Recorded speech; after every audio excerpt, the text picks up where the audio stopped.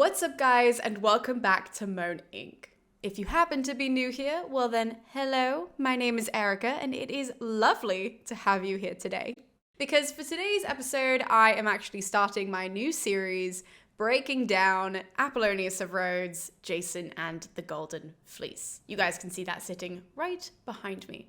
So, for today's video, we're going to be doing book 1, but before we can get into that, please do not forget to hit the subscribe button and the bell icon so that you know every single time I post in the future. And now that you have so kindly joined the nerdy community here, let's dive into book 1 of Jason and the Golden Fleece.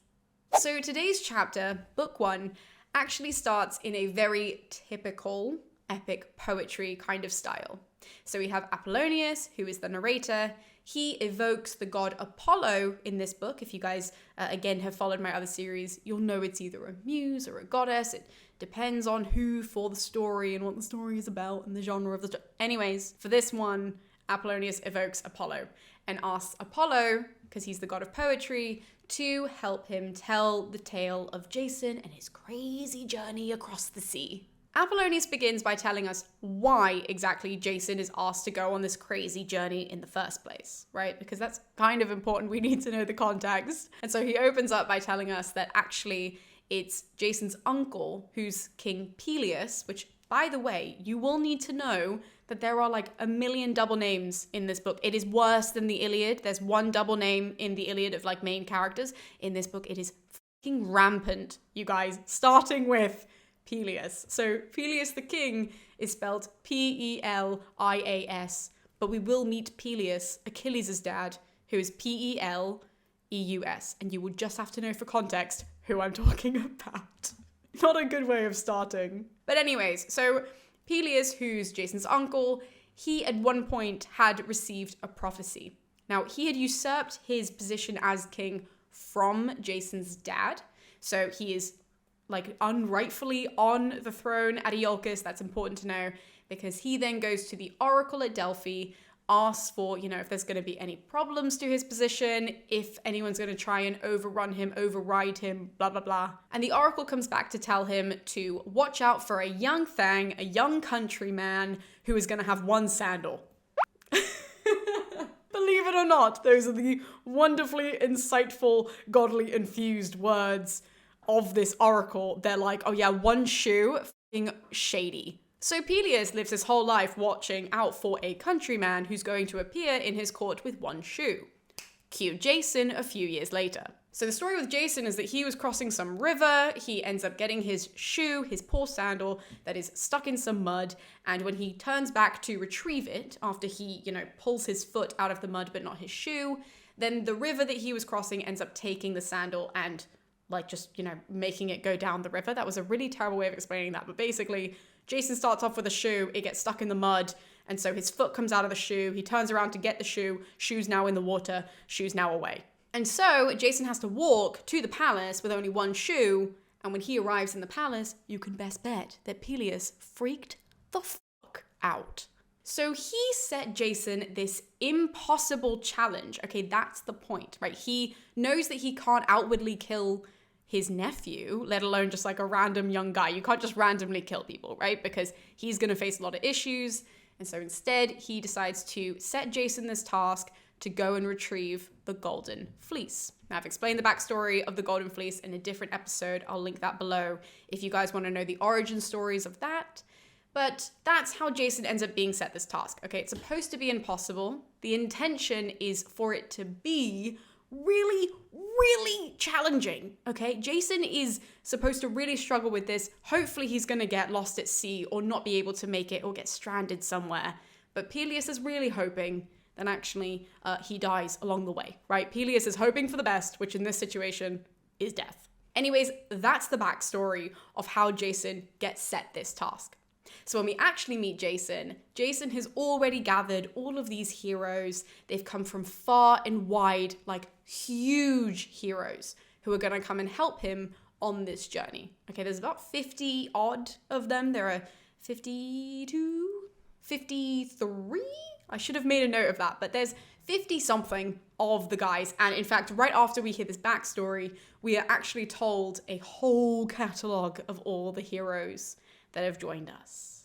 As I said in my context episode, the whole point of this is to rival, or at least sort of, give the feel of Homer. So think to book 2 of the Iliad. We get the same thing here, which is like, here's Heracles, he's joined from this place, and he brings along this person to do this thing, and this is this really great quality that he has that is going to make him this great addition to the... Yeah, all of that stuff we get. Now, obviously, in this instance, we get some fascinating heroes. As I've mentioned in the context episode, people like Orpheus, people like Achilles' dad. We also get both Ajax's dad that are part of this catalogue. And we also are introduced to a number of children of gods. So not only children of Hermes, but children of wind deities. So we get these 2 sons of Boreas, who will pop up actually in this chapter. So we do get these really important heroes that join Jason. So obviously, if you're reading this, it's important to know who's who, because all of them will have a speaking part throughout the book. I just wanted to warn you guys that even though I'm not going into this whole catalogue, we do get it, and it is important. But as I go through my, summary, I will be making note of who's who if it's important to the scene. If not, I'll just kind of tell you their vibe, whatever it is. Anyways. At the end of this, there is a note that Apollonius tells us, which is that all of the men that are listed have been noted in the time that Apollonius is writing and in their own time as minions, M-I-N-Y-A-N-S. So the reason why we're mentioning that is because all of these men can actually trace their lineage back to one of the daughters of Minas, right? So M-I-N-Y-A-S, and all of the daughters, there were like a million of them. It's just important because if you're reading the book and that comes up and you have just skipped over the catalogue of heroes, you're going to miss that note. And then you're going to be really fucking confused in like 2 chapters when they're like, the minions are doing this. And you're like, who? It's all the men, okay? Just so that you know, it's everybody on the Argo. They're sometimes called the Argonauts. They're sometimes called these minions. And especially if that pops up in any other text, that's what they're referring to. Anyways, in current time of the story, we actually meet Jason. As I said, he's gathered all the men, and we're seeing all of the women of IOLKOS actually send off the men because they are about to get on the boat and to start their crazy journey all the way to Colchis. So when we meet the men, they are gathering and they are trying to move everything, all the equipment and everything that they're going to need down to the shore, which is where the boat is. Now, the boat is not currently in the sea. They're about to move it into the sea. But as they're moving everything down there, the women of IOLKOS are following them, and they're lamenting and they're crying and they're so upset, and they hope that all the men are going to be safe on this journey and the gods are with them. It's supposed to be very dramatic because that's the role of women in epic poetry. So this is not abnormal, but it is a very long description of the laments that the women are giving. And one woman in particular is Jason's mother. So we see Jason go to his mother, and we have this really, honestly sad conversation between them because Jason's mother is really dealing with this very badly, right? She does not want her son to go on this journey. She does not want him to even leave IOLKOS. And the reason is, you guys, the reason is because Jason is her only son. Jason is her only child. And so she's really upset because if he's to die anyways, that's obviously horrible. But also, again, dealing with the role of women, that if he's to die away from home, she won't be able to even bury him, to give him the rights that he deserves, to perform the rights that are her duty as a woman and as a mother. And honestly, you're reading this and you're like, oh my God, stop. It's really sad. And she has this really horrible, heart-wrenching scene, and Jason reacts in the most Jason way possible, where he's like, don't worry, Mum, I got this. I'll be back in a jiffy. Have no fear. Like, you're not handling this well, Jason. Your mother is an emotional wreck. Okay, I need you to have one moment of being like, shit, Mum, I'm so sorry. I'm going to put you through this. What a horrible thing for me to do. He's not, you'll see, he's not really good with any woman. And it starts with saying to his mum, don't worry. Bear in mind, he's given her no reason not to worry because it's stressed how young he is. Okay, when he's walking towards all the other heroes, when he is going down to the beach, which after, he has his meeting with his mum, All of the men go down to the beach. Some men of note right now are, for example, Peleus, not Achilles' dad, but the king, Peleus's son. So he's actually with Jason. He's going to help Jason on his journey. So he's there. We noted that Heracles has taken us, a seat somewhere. So we have all of these moments of like these men who we're surprised have come to join somebody as young as Jason, right? His age is really stressed in comparison to everybody else. Okay, yes, we have the son of Peleus, who is there. But then we have an aged hero like Heracles, right? Super mature. We'll see him being more mature in this book. But Jason is compared and is stressed how young he looks, how inexperienced he is. He is just not the man for this job. Jason, though, doesn't really notice this, which I guess is good because he stands up in front of all of the men and he's like, okay, guys, here's the plan for the day. We need to load all of this gear that we've brought down to the beach onto the boat. The boat needs to be brought out onto the sea so that, when the winds pick up, we can just hop on and then we can go. And lastly, we have to make a sacrifice and we're going to do it to Apollo. But first things first, we need to pick a leader. So I want to ask you guys, who do you think would be the best leader of all of us? Is Jason asking this because he's hoping everybody chooses him? Is he asking this as a genuine question? Unclear. It is not specified what he really wants out of this, but it very much is like a choose your fighter kind of moment. So Jason poses this question to all of the men and they literally don't even bat an eye at him and they just all turn to look at Heracles, who's sitting on this log and he's looking at everywhere else that's not them. So he doesn't even notice for a while that all of the men want him to be the leader.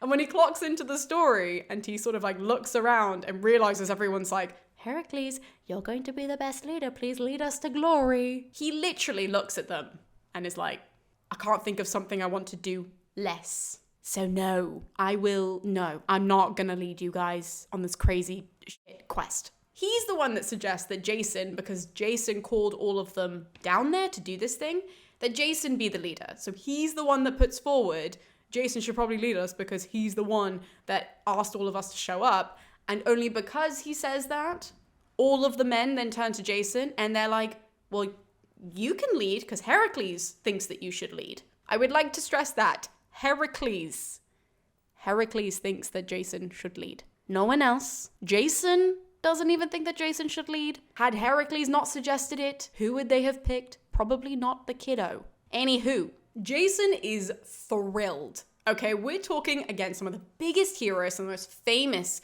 Greek heroes, as well as the guy who built the damn boat, right? The guy who built the boat, he was one of the favorites of Athena. So we hear multiple times how Athena helped Argos. That's the name of the guy who built the boat, which is why it's called the Argo. So he's there. He votes for Jason. All of these important people are like, yeah, Jason can lead. And Jason is thrilled. In fact, Jason has a proper like, oh, goody kind of moment, which really doesn't help him come off as more mature. He comes off as more immature. And obviously that's the point of the writing, but it is important for us to note he's not doing himself any favors. So Jason has this little immature, oh, goody, I'm so happy to be the leader, fantastic, woohoo! And then tells them all what they're gonna do basically until tomorrow when they decide to set sail if the winds will allow them to. First things first, they need to organize the boat. So getting all of the equipment on is one thing, but then also making sure it all has its place so that when they, set sail, everything is orderly as possible. So they do that. Then they have to get the boat from where it is into the sea. So the way that they would have done that, and that is also detailed in the book, is that they basically dig this like groove.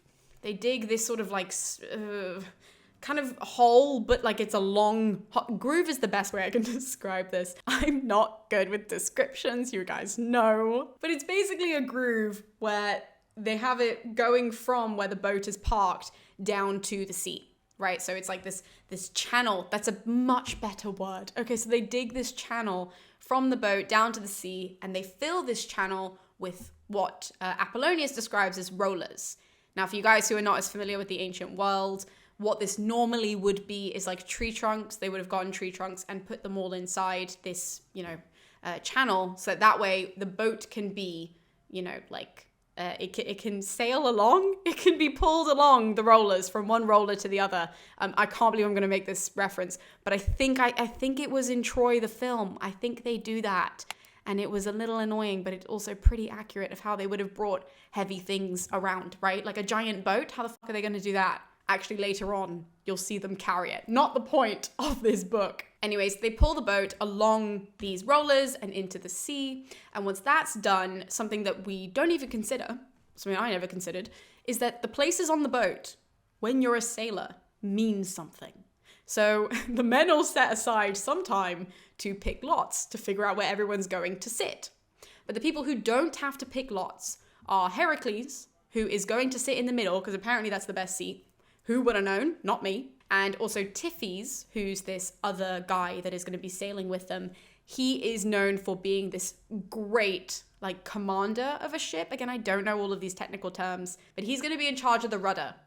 So the back where we kind of get the direction of the boat. He's going to be in charge of that, and he's going to be calling out instructions to all of the men who are sailing. Can you tell I have never sailed before? So he's going to be doing that, and the last guy that doesn't have to pull his own lots out to figure out where he's going to sit is this guy called CHIOS, because he's also a really strong sailor. So those three are set aside, but everybody else pulls their lots, so everyone knows where they're sitting. It's fair. Again, I don't know where the best and worst seat is, but anyways, so CHIOS and Heracles will be in the middle, everybody else will be around them, and Tiphys will be wherever the rudder is on a boat.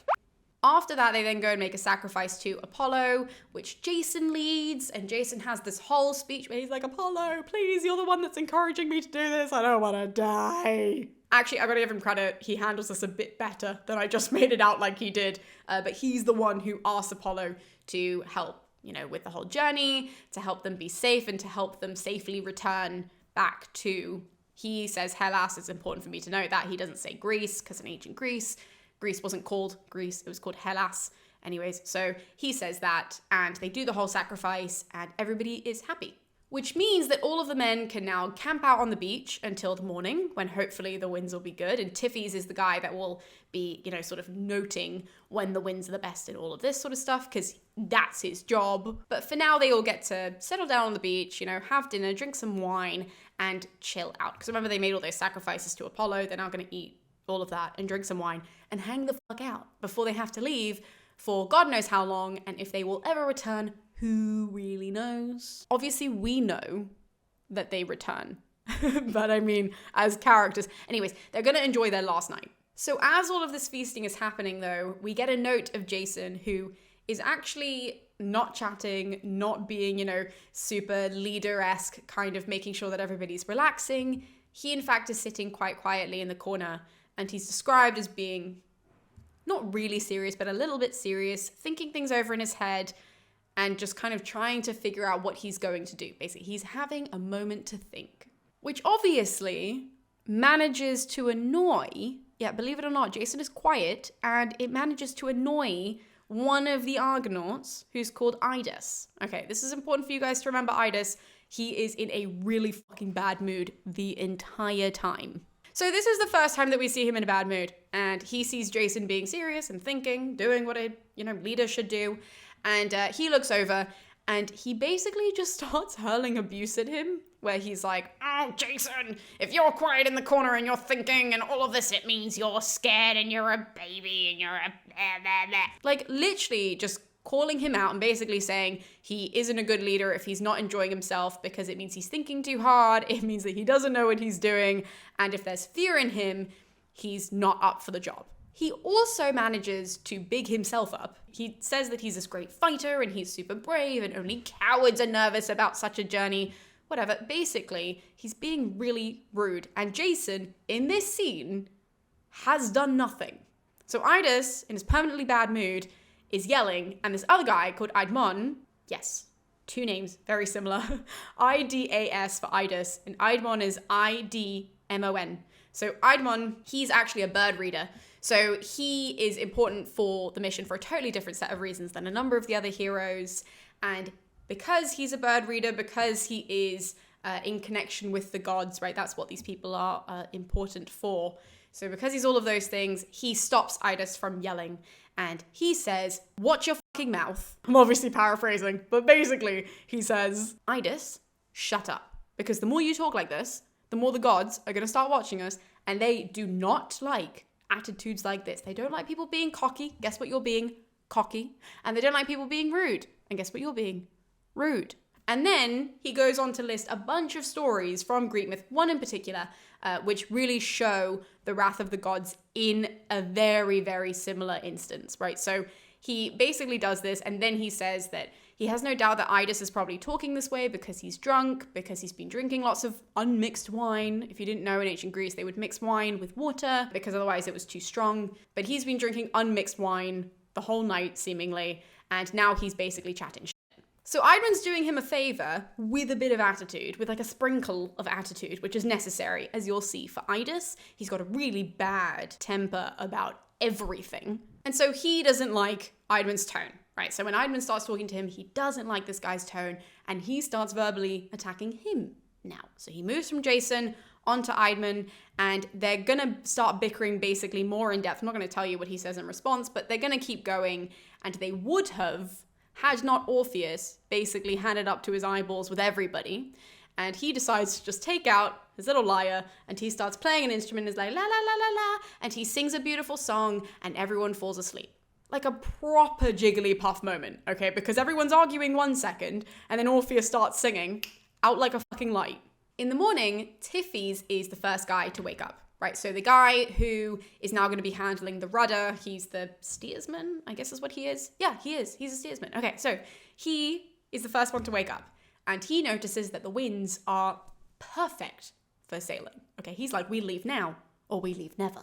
So he goes around, he wakes up all the other Argonauts, gets them all onto the boat, gets them all in their positions, right? We have Heracles, it's literally noted, Heracles sits down with his club next to him. I love that, like, that's a little detail, because I'm like, I presume the club is with him, but Apollonius is like, no, it's next to him in his seat. So Heracles, his club, and all of the other dudes are in their seats, and Tiphys starts telling them, you know, the beats with which they have to pull the oars, and they manage to get out of the bay of IOLKOS and onto the sea. Now, a note about the way this journey is going to go, just so that you guys are aware. There are a lot of island spottings and mainland spottings, and all of them being noted.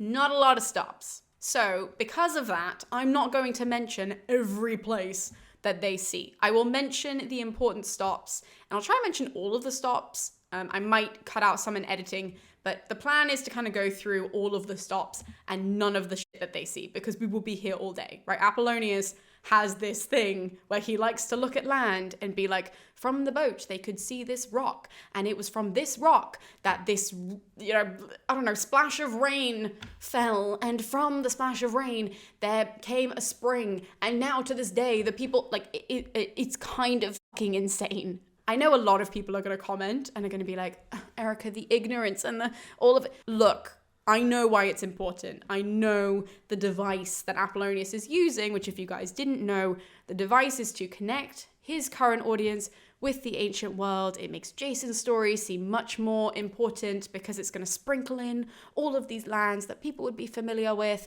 all of these landmarks. It's supposed to make it more grand. It's supposed to make it more important. And I can appreciate that. Historically, literary-wise, it takes so long to get through, and you're like, literally as I was doing my summaries, I'd be like, oh, okay, and then they see this rock, and then at the end of it, it's like, and the boat sailed past, and I would just erase that whole thing. Because I'm like, what the fuck do I need to know that for? That was a super long-winded way of me saying, I'll mention the stops, I'm not going to mention everything that they see, but there's a lot of shit that they see. So I would actually recommend that you read it. Oh shit, it's there it is. So the first stop, that is the island of Lemnos. Now the island of Lemnos is, I think, my favorite stop in all of Greek mythology. Like, this island is a shit show. So Apollonius tells us that when the boat is coming in, so when the Argo is sort of coming into the bay at the island of Lemnos, we're told this backstory. And on the island of Lemnos, we're told that there are no men. In fact, the whole island is inhabited by women. Now, why is it that only women inhabit this land? Are they magical? Are they? No, guys, they're totally mortal women. And what happened was the goddess Aphrodite doesn't like the women of Lemnos because whenever the women of Lemnos were making offerings to the gods, they always forgot dear Aphrodite, who, if you don't know, is the goddess of love. So she has various powers in that realm. So what does Aphrodite do? She decides that the husbands of these women, right, and the men in general on this island, they're going to shun their wives. They are going to decide that they hate their wives, and instead they are going to have this violent lust. Okay, violent lust is literally used in the Greek. They have a violent lust towards, instead, the slave women that they have brought from the mainland of Thrace, which is just north of Lemnos. Ancient Thrace is up there. And prior to all of this, the men had gone over there. They had sacked a few of the cities and they had taken some of these slave girls. So they now have this violent lust for the slave girls. They decide that they want to be with them. And again, because Aphrodite had a part in this, she inflicts this crazy rage in the women of Lemnos. So much so that the women have killed all of their husbands and all of the slave girls. Right? Not even just all of their husbands, all of the men are dead. And it's the women of Lemnos who did this, thanks to Aphrodite, because they had forgotten to worship her. Now, actually, there is one man who manages to survive. And that's because there's a woman called Hypsipyle, who is now queen of Lemnos. But her father before her was the king of Lemnos. And when all of this was happening, she goes to her father and she puts him in a box and then pushes him out to sea so that he survives, and then just tells everyone that she killed him as well. So she's like part of the club, but also she does manage to save her father, whose name is Thoas. But all the men are dead, okay, minus the one. They're all gone. They're all dead. Now, the men on the Argo don't know this, and that's the key, because when they come to the island of Lemnos, right, all of the women from the city see this ship approaching, and they shit bricks. For the last few years, the women have actually been terrified that the next time they see a ship on the horizon, it's going to be the Thracians trying to come back and take their slave girls back to, the mainland, right? So they are panicking, right? So they see a ship, they don't know that it's not the Thracians, and they are just not doing well, okay? They're like, well, now what? Do we tell them? Do we tell them that we killed all these men? Do we let them into the city? Do we let them stay here overnight? Are they friendly? Are they crazy? What are we supposed to do? So the Argo docks in the bay, and Jason highlights this one messenger who we're told is like a really good herald. And the reason is because his dad is Hermes. I have mentioned there are loads of sons of Hermes, but this guy in particular, right, he's a really good herald because he apparently forgets nothing. I mean, we are literally given a note that even in death, this guy remembers everything. So that guy is sent to go and talk to Hypsipyle and all the women. Hypsipyle goes to meet him outside of the city. She hears what the guy says, hears that they're friendly, they're on a journey to go and get the Golden Fleece, blah, blah, blah. And she goes back to the city to report it back to all of the women, to basically tell them, I think we should let them stay because they seem very friendly. They're not the Thracians. They don't seem to be a threat whatsoever, so why not? What we see in this assembly, though, is actually the women are really good at talking to one another because even though Hypsipyle is the queen, she's not making all of the decisions without discussing it with the other women. So when she presents this idea to them, she tells them that if they're not happy with this, now is their time to speak up. And in fact, we get one of the nurses, one of these old nurses who speaks up in the meeting instead. She raises some very fucking good points, okay? So what she says when she stands up is she's like, we should all do what Hypsipyle says and welcome these men not only onto the shore, but into the city because we're kind of fucked. The reason why we're screwed is because when we killed all the men, now all of us are getting older and no one is here to take over the farming. No one is here to take over the hard work. Like, how are the fields gonna end up being plowed? Are they just gonna do it themselves? That's not the best idea. So look at that. These men are coming. I think we should let them in. They can help us. If you guys get what I mean by help us, they can come in and help us. And if they're friendly, then it will kind of be without really bad repercussions. Now, this old lady does stress that she is going to be long dead before actually any of the women have to deal with this if they don't let the men into the city. So when all of these young things that are in the meeting, when they grow up, they're the ones who are going to have to, starve and all of this sort of stuff. And the woman highlights she's not going to be around for it, but she's looking out for them. And when she speaks, Everybody else in the assembly starts cheering, they agree with her, and so Hypsipyle sends one of her messengers down to the Argo to tell them that they are more than happy to let them into the city. So the messenger tells the men that they're welcome in the city, and all of them start getting ready, right? We see Jason put on this great elaborate robe. It's like deep in color, which shows how rich it is, right? And he's got like all these beautiful embellishments on it. And in fact, we are also told that he's carrying a spear, and the spear was given to him by Atalanta. Now, Atalanta is a female hero, and in this version of the story, we are told that she was not allowed on the Argo, although she did go and ask, right? She's a really famous hero from Greek myth. In this version, she's not allowed. Jason told her, fuck off, you can't come on the boat because I don't want any women on the boat. Not making it up, but it's not an exact quote. So he carries this spear because Atalanta, had given it to him as like a friendship thing. And so he's now carrying this, he's covered in a cloak, and lots of the other men from the Argo go down to the city to meet Hypsipyle and the women. Very basically, Jason and the men go down to the city. Lots of the women want to entertain the men in their homes, and Jason goes straight to Hypsipyle, right? He does not screw around with anybody else, goes straight to the queen. And we're told, obviously, that Hypsipyle, she blushes and she basically crumbles because she's like, oh my god, Jason is so good looking. Even though like half a second ago, she was this great, powerful queen, now she crumbles at the sight of a young Greek man. So Hypsipyle crumbles, Jason makes himself very comfy in the palace, and we're told that this goes on for days. Okay, we're not given an exact amount of time, but days roll into another day, and this is when we're told that not all of the men went to the city.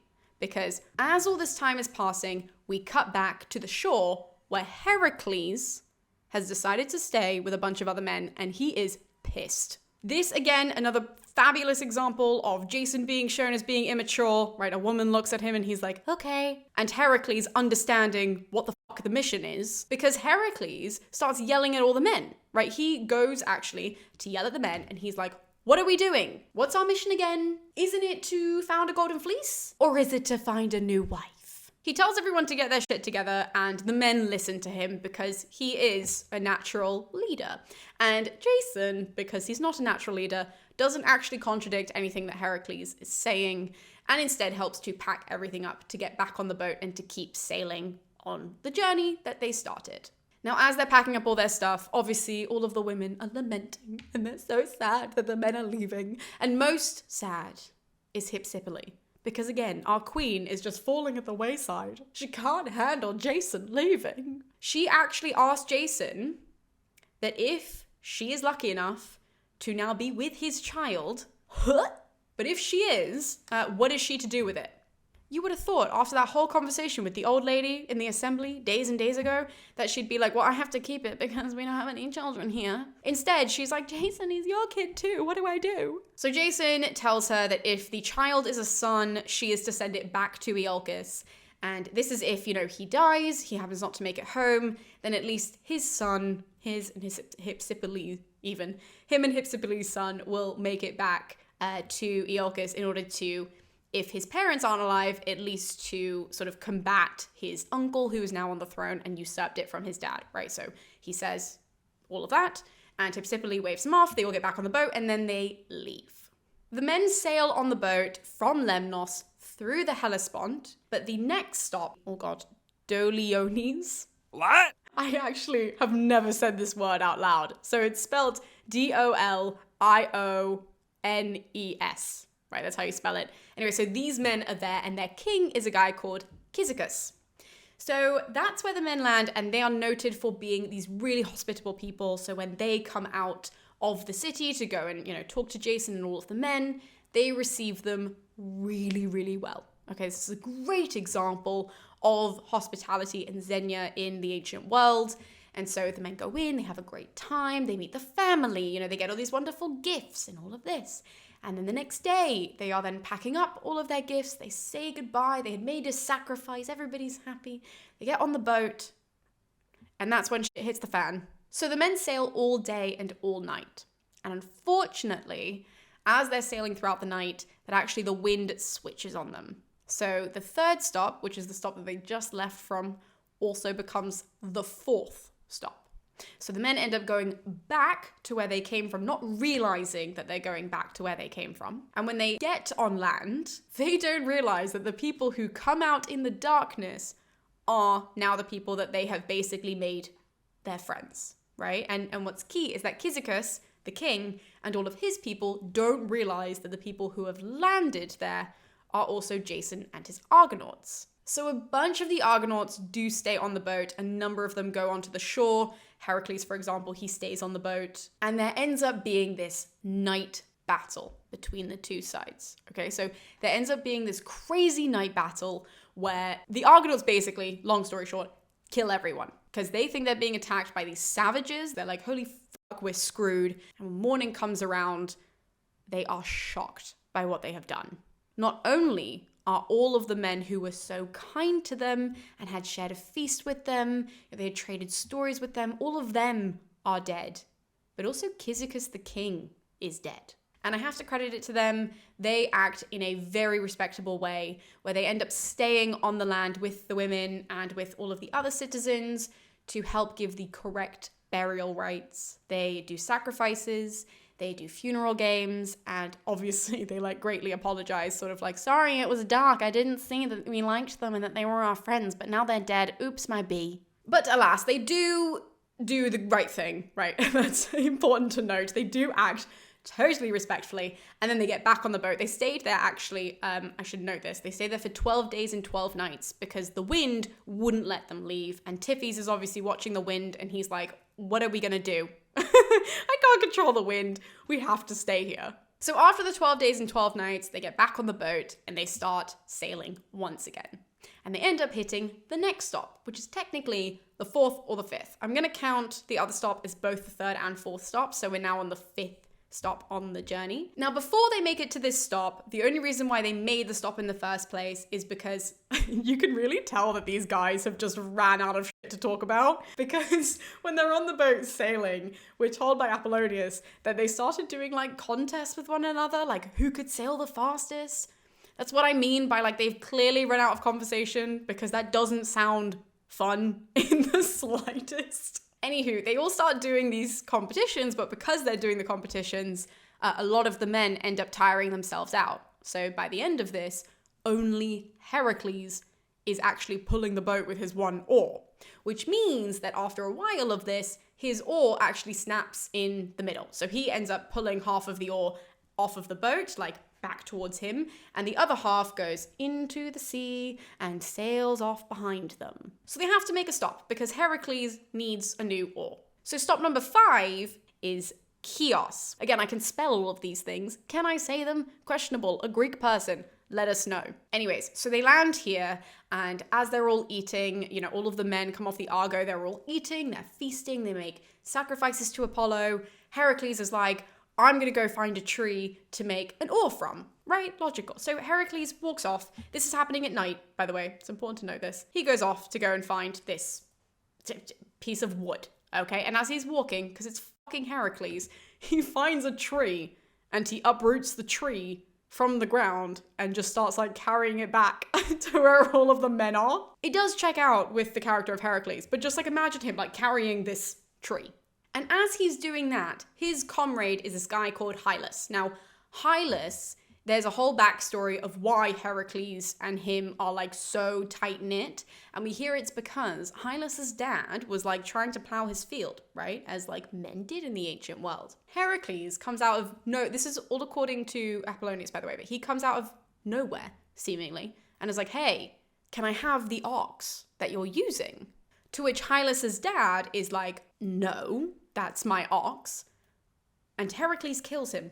So that's why he then takes Hylas under his wing, and now they're like inseparable. Okay, anyways, so him and Hylas, they're both there. Heracles has his tree and Anyways, he has his tree, and Hylas, he ends up deciding that he's gonna go and get some water. So he goes with a jug to this spring. The spring is known for being a spring of nymphs. And when Hylas gets there with his jug, he goes to put it in the water. And very long story short, this nymph is described as like coming out of it and like touching him, not in like an inappropriate way, just like touching his face. And as she's doing that, we then hear that there's a scream, right? So Hylas screams, and we don't know what's happened, but we know that there's this other guy on the boat who's called, I was going to forget his name, Polyphemus. How was I going to forget that? That's the name of a fucking Cyclops. Anyways, so Polyphemus hears, not the Cyclops, right? He's a human. He hears this and he runs into the forest to go and find Hylas. Now, instead of finding Hylas, he actually runs into Heracles, and he tells Heracles, hey, this is the situation that's happened. Heard Hylas scream. We need to go and find him. Heracles is still holding his tree, because, yeah, and he has a moment where he tosses the tree and then goes to look for Hylas. So all of this is happening at night, right? And we hear that the men are searching all throughout the night for Hylas, but in the morning, they don't return to the camp. Because instead, when all the men wake up who are on the shore, not Heracles, Polyphemus, and Hylas, they're all on the shore. When they wake up, Tiphys is like, oh my god, amazing wind, let's get back in the boat. So they all pack up super quick and go back to the boat and start sailing without Heracles. Literally the best hero, they've just left on the shore. Now, even though they set sail at daybreak, they don't realize Heracles isn't there until like midday, which is shocking, okay? For anyone to not realize, not only for Heracles' size, right? He's a fucking huge guy, he's got a club, and he's not sitting in his seat. Bear in mind, they all had allotted seats, and no one at any point was like, that seat's open. What? So around midday, suddenly the men realize Heracles isn't there, and therefore Polyphemus isn't there, and therefore, you know, they're kind of screwed, right? Because they're just like, oh my god, what have we done? In fact, Telamon, who is big Ajax from the Iliad, his dad, right? So he's there, and he goes ballistic. In fact, he tells the guys that he's going to turn the boat around himself, go back and get Heracles, or he's going to fucking swim there, right? He is raging. And in fact, he would have literally swam back to the shore had not the two sons of the wind god Boreas refrained him from doing that. Okay, so the two sons of Boreas have him by the arms, and they're like, you're not going anywhere, Telamon, you're on the fucking boat, and we're not going back for Heracles. So as they continue sailing, though, that we get this spokesman for Nereus. Okay, so Nereus is another Greek god. One of his spokesmen comes out from under the sea, and he is called Glaucus.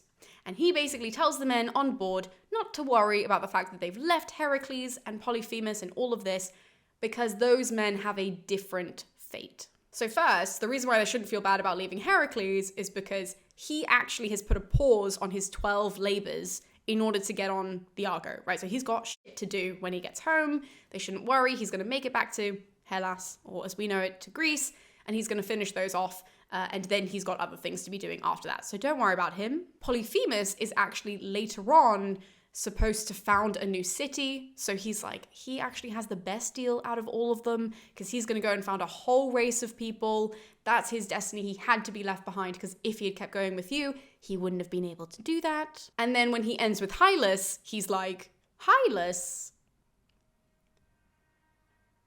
has a nymph for a wife now, so that's pretty good, right? Like, really, we're reaching for straws in how to make this situation sound the best. After hearing this, Glaucus dives back beneath the waves to go back to Nereus, and Telamon goes straight for Jason, and he apologizes. He's like, you know, now I've heard what the destiny is, now I've heard that these men are going to be okay, I just want to apologize for acting in the way that I did. I shouldn't have done that. It wasn't very, you know, manly, heroic of me. I'm very sorry for losing my cool. And Jason says, you know what, man, you're good. And actually, I really respect the way that you reacted, because if I was Heracles, I would hope that a man acted that way towards me. I would hope that you guys would want to come back and get me. Now we have, you know, more important things to be doing. We know that they're safe, so let's get to work. We're told that the two men then sit down together, and the boat then sails all day and all night. And the following morning after that, the men then see a coastline, and they start steering the boat towards docking at the coast. And that is the end of book 1 of the Argonautica. But thank you so much for tuning in. Thank you so much for hitting the subscribe button and for supporting the channel. And I'll be seeing you in the next video, where I'll be breaking down Argonautica book 2. So I'll see you guys then.